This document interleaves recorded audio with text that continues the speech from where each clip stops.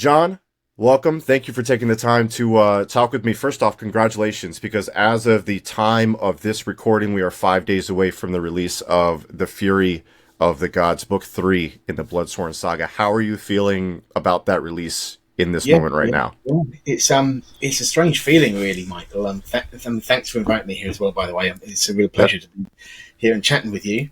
Um, it's a strange feeling because you have such a long build up from when you finish the book to when it comes out, and then all of a sudden it feels like it's suddenly here. It's surreal. It's very exciting. It's always lovely to finish a book and see it go out into the wild.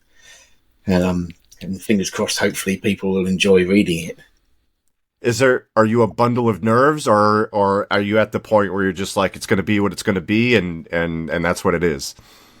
A bit of both. I think you're always a bit anxious, a little bit nervous, but I'm also really excited as well because especially with the third book, with the end of the series, it's nice to see it all kind of come to a head and reach a conclusion. So it's mostly exciting with some nerves thrown in there as well. Nice. Well, okay, so I have an important question for you that's unrelated to the books, but it's very important, I think. Right out of the gate, your clone shows up, knocks on your door, you answer, realize what's going on. What's the move? What's the strategy? Come in and have a cup of tea, I suppose. Really? Yes. So you're making friends with the clone. I think that's a dangerous move. You do. Well, yeah. It's a first move. Consider it a game of chess. It's an opening move. Okay. See, I'm trying to take care of that thing right away, but I think this says something about my personality, what I know about myself, and what you know about yourself. So, okay. The other question I wanted to lead with is, when you end a book like you did with The Hunger of the Gods, I think my only question is, how dare you? Because that was a mighty cliffhanger, if there ever was one. Yeah, well, I grew up on cliffhangers, and people these days feel two ways about them, but I love a cliffhanger because that makes me just, when I know that I'm invested, I want to, a cliffhanger shows me that I want to carry on and I want to know more. So I probably am a little infamous for doing some rather unpleasant cliffhangers. It's not so bad when a few years down the line and the 4 books are out, so you can just jump to the next one. But I appreciate it can be a bit painful when you've got to wait a little while for the next book to come out. Yeah, I read The Hunger of the Gods, so I reread The Shadow of the Gods last month, and then this month I read The Hunger of the Gods. I cannot imagine the stress people were under for over a year waiting for this next book to come out. Speaking of which, I was talking with some folks about that. I'm actually in a Discord chat with a lot of book influencers, and we have a thread dedicated to Bloodsworn because you have a lot of fans in my circle. Yeah, you're very popular. One of them posted a screenshot of a comment where a person was saying that they were turned off by the troll testicles in one of the fight scenes. I think it was the first book. Which in the book, they're like these big, meaty things. They're swinging around. They're wreaking all types of havoc. The general consensus, though, from the group was that we loved it. We wanted more of that. I don't even know if I have a question off of that, but looking back on it, what's your stance on troll balls? Well, they're obviously there, so why not write about them? Yeah. Can we expect anything anything of that nature in The Fury of the Gods in terms of just like the creatures that you have, like the creatures like Spurt? I wonder where like that stuff comes from. If you can go into that a little bit more.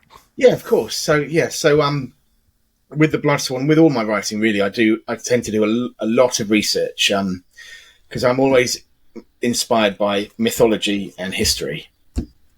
So with my first series, The Faithful and the Fallen, it was a very similar process. But so with the Bloodsworn, I'm a Viking reenactor anyway, so I kind of I have a vested interest in that world. But I just really dived deep into research into Norse mythology, Norse culture, Norse folklore, Viking era history, and the Spurt and the Spurtus are actually creatures that you find in Scandinavian folklore, very similar to how I portray the Spurt in the book. They kind of get bound to a human by being fed a drop of blood in a bowl of gruel, or porridge, or spit. Yeah, and yes, exactly. So lots of what you'll find the creatures in the Bloodsworn, that they come straight out of Norse or Scandinavian folklore. Some of them I've made up myself. Like Vesli, the tenor, they're my own creation, and they were kind of my origin story for the Tooth Fairy. Mm. So you have these things in folklore, don't you? This very kindly creature that comes and leaves you a bit of money under your pillow when you lose a tooth. But I thought, wouldn't it be interesting to kind of trace that back and come up with a real origin story for it, where they're not quite so kindly, and they'd rather rip your teeth from your mouth, alive or dead. Yeah, I like that combination. You mentioned doing your research. I'm a huge history nerd. I could tell you put the work into researching Vikings and whatnot. Were there certain books that were maybe especially helpful to you in that process? Like, did you go to the sagas more, or did you go to more like archaeology based, or what was that process like? It's both really. I just one of the main books. It's sitting on my desk now. Children of Ash and Elm, Neil Price. Love it. Just phenomenal book. And Neil Price is, he's what he doesn't know about Viking era history. I don't think is worth knowing. He's just an immense mind. But that book was really invaluable to me, and lots of others like that. And also, as you mentioned, the sagas, the Icelandic sagas, the Poetic Edda, especially texts like that. Invaluable, they're fabulous, and I try. So yes, I spent many hours, days, weeks, months pouring through things like that. Yeah, Children of Ash and Elm is a very detailed one. We read it for my history book club, and it's just a amazing resource. And like in that book too, they talk about the Kennings, and you use the Kennings in for the audience. Kennings, like the word combinations like Battle Fame. Thought Cage, which I think a version of Thought Cage that I saw in the book was Waves on the Shore of the Mind Sea. I'm glad you didn't go with the longer one. That's a bit cumbersome. It's basically the same process for that. The ones that you used, are those wholly unique and made up using a combination of those things, or some of those legit? All the Kennings that I use are things that I've found in the sagas or in the Poetic Edda, so I've tried to source them. They may sound a little unfamiliar to contemporary readers, and I know especially things like Thought Cage kind of split readers a lot. But I will tell you, I may have poisoned the well on that one. Really? In one of my reviews, I was talking about how often Thought Cage was used, and then when other people picked it up, they were like, Michael Kist has made me think about this word so much that now it really stands out, to whereas before I don't think it would have. So I'm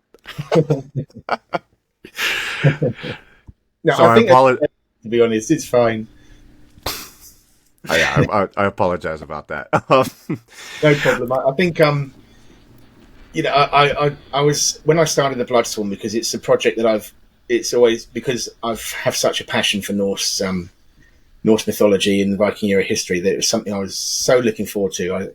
It was like playing in a sandbox with all of these ideas, and so I loved using all of those Kennings, but I can appreciate that I might have got a little bit carried away with phrases like Norse Cage. It's a personal preference, I suppose. Yeah, I appreciate that. You mentioned playing in the sandbox. Let's talk about the writing process. So in the Bloodsworn Saga, when you were thinking it up, and to borrow a phrase from George R.R. Martin that you might recognize, were you an architect or a gardener with that one? yeah. I'm very familiar with that phrase, and well, I'm both really when I come to writing. So I and so particularly with the Bloodsworn, I started off with knowing that I wanted to do something Norse, knowing that I wanted to have my inspirations were things like Beowulf and Ragnarok. So I wanted it to end with the mother of all battles, and I wanted it to have that real sense of Norse mercenaries, kind of a heroic saga. Revenge is a big theme in lots of the Icelandic sagas, and so it was there's a lot of kind of revenge based threads in the story. But I came to it thinking more about the story than the characters, and I started off with a kind of a very broad brushstrokes of what the story was actually going to be, kind of key events along that timeline.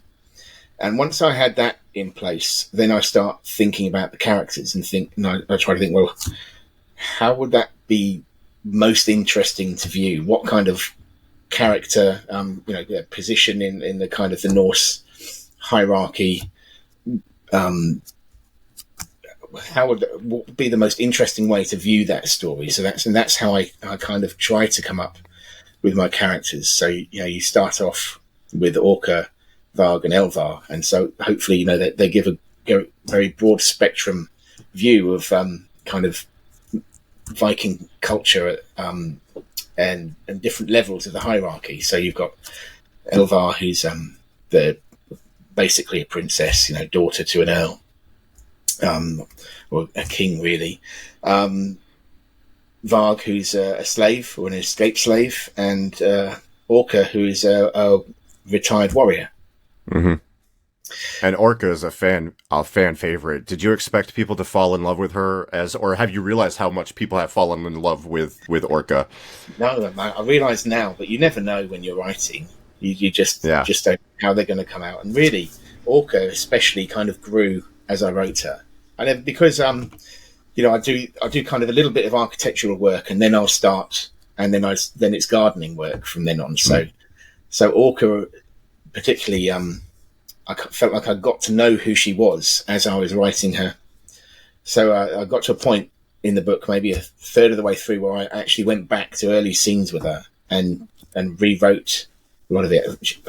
She was talking too much, giving too much kind of detailed explanations, and I just thought, actually, no, that's not her. She's stoic, contained, stoic. There's more of an inner monologue with her, which grew up. So the reader gets to kind of know more facets to her, but to other people, she keeps it all locked down. Really. Is that your? Sorry, go on. Yeah, is that your favorite character to write to? Do you have favorites when you write? I mean, that is hard. Favorite books, favorite characters. It's a bit like favorite. You don't have favorite children. You love them all for different reasons. So I'm really pleased with how Orka came out and how she has. How many readers have connected to her and kind of she resonates with people. Which is always really lovely to see. There's a bit of my wife in Orka, not the axe wielding type, but fierce maternal mother. Nice. Yeah. I want to go back to something because I've heard this or seen this in the wild. I'm not sure it's 100% true, but when you wrote Malice, from my understanding, that wasn't initially meant for a wider audience when you were initially working on it. How did you get into that? Yeah, no, you're absolutely right. Malice was a hobby for me, really. It's because I was a teacher at a local university, and my wife had a vintage antique business that she ran from home, and our daughter Harriet was profoundly disabled. So Caroline kind of ran her business from home and cared for Harriet in the day as well. And it got to a point where Harriet was just too unwell. So I took some time out of uni to be at home, and kind of 1 year turned into 2, and I helped Caroline with her business at home while I was there. But I'm not very practical, really. And so I got to the point where I felt like I needed like a hobby to keep my mind engaged. Hmm. Something that I could do from home. I remember it very clearly. We'd all been out to see the Two Towers, second Lord of the Rings movie, and we were at home having dinner. And I said, I really need to find a hobby I can do from home. And Caroline, my wife, said, why don't you try writing a book? She said, you tell such lovely stories to the boys because, we do bedtime stories and sometimes I make stuff up for them. And I was like, don't be silly. I have no idea how to write a book. It's not in my skill set. And then, my boys were like, oh, go on, Dad. We'd love you to write a book. Try and write a book. So I thought, okay, that might be fun. So that is when Malice began. That was like the first. That was the spark for Malice. And when did you realize there was something there? Well, I sat down to write. Thought, about okay, I'll sit down and try writing something. And then I thought, I just don't know how to go about this. I don't know. So I thought the only way I knew how to write was how I'd learned at university, and I had a great lecturer, and his mantra was always to pass your degree, you need to read, and then you need to read, and then you need to read some more. So I kind of took that, and I thought, I'll apply that to writing a novel. So that's really how I came up with my process, of throwing myself into the research. So for Malice and the Faithful and the Fallen, I it was all about Celtic mythology. To begin with, Norse creeps in as you go along, but it was really an alternate version of kind of Iron Age Europe. So it was Boudicca's revolt, it was Caesar's Gallic War, that kind of period. That was the feel and the influence that I wanted to take into the world, with a bit of Milton's Paradise Lost, and angels and demons at war thrown into the mix. So you'll have countries like Ardan, and the king there, his name's Brenin, and that means king in Welsh. So that's the kind of thing I try to do. I'll take old languages and from the just to give the world kind of a sense of authenticity and depth. And so I started researching for a long time, and then I was just writing the sections. It took me probably 8-9 years to write Malice. Wow. Yeah. And towards the end of it, Caroline and the boys were like, they were just really enjoying it. So they encouraged me to send it off, and I sent it off to an agent. And he took me on, and then sent it off to a publisher, and I got a deal. It was just like dream come true, really. Fairy tale. Yeah, it's fairy tale. That's amazing. You mentioned your family's role in all this process, and you have this vibe as this, and I don't know if you realize this. You have this vibe as a super chill, super nice, down to earth dad type. You remind me a bit of my grandfather in a way, who's a great man, and he was a man that I never saw angry. I could never figure out what would trigger him. Thankfully, I guess. Is there something that makes you irrationally angry? And not only that, have I captured your vibe in your head right, and how people see you, and what just like what gets to you? I'm fairly calm, I suppose. I don't like being late for things, so that I always feel stress if I'm late or running behind schedule. So that's always, I've got a clock ticking in my head all the time. So I hate being late for things. I don't know if it makes me crack, but it can make me feel uncomfortable and a bit uptight. I can definitely relate to that. I always try to be early for everything. Yeah, it's a thing of respect, right? You're respecting other people's time. Absolutely. Yeah, exactly. Yeah, that's right. What's next for you? Do you even know? I do actually. Yeah. So I'm sure you're aware that my daughter died 3 years ago now. I can't believe it's been 3 years. But so yeah, and that was that was just unimaginable. It's like a hand grenade going off in your world. And I stopped writing, stopped stopped everything really when Harriet died, and I just kind of retreated into this little bubble with Caroline and my three boys, James, Ed, and Will. And for a long time, I couldn't do it. Couldn't really function. It was something to get out of bed each day and get through the day.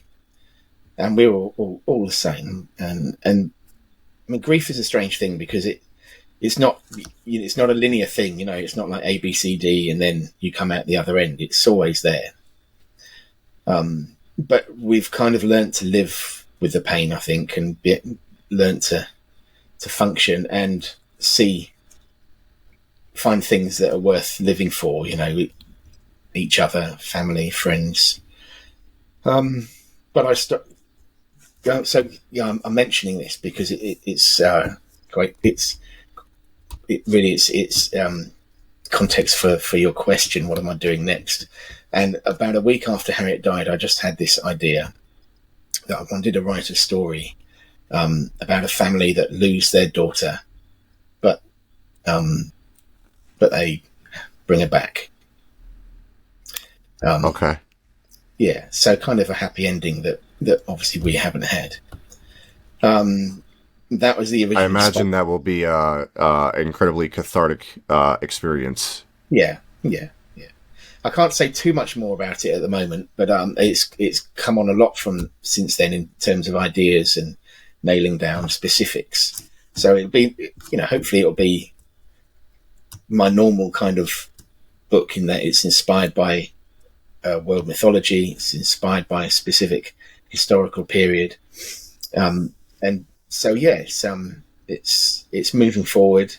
Talking to my agent and publisher about it. Hopefully, I'll be able to talk a lot more about it soon. But that's kind of the heart of it. Yeah, I love that. I can't wait to see more on that, and I can't wait to read it, and I can't wait for people to, if they haven't been introduced to you before, to read your stuff, to read The Fury of the Gods, obviously Bloodsworn, all the Faithful and the Fallen, and all that. And I just really want to thank you for your time today. You've been very generous, and I've loved the honesty in your answers. And man, I just wish you the best of luck with everything. Thank you, Michael. Thank you. It's a real pleasure to talk to you. It's an honour and a privilege, that you want to. It's an amazing position to be in. Really, I pinch myself about it all the time. It's lovely that people are interested in the things I'm writing, and people want to feel passionate about characters and stories. So it's great to be here. Thank you.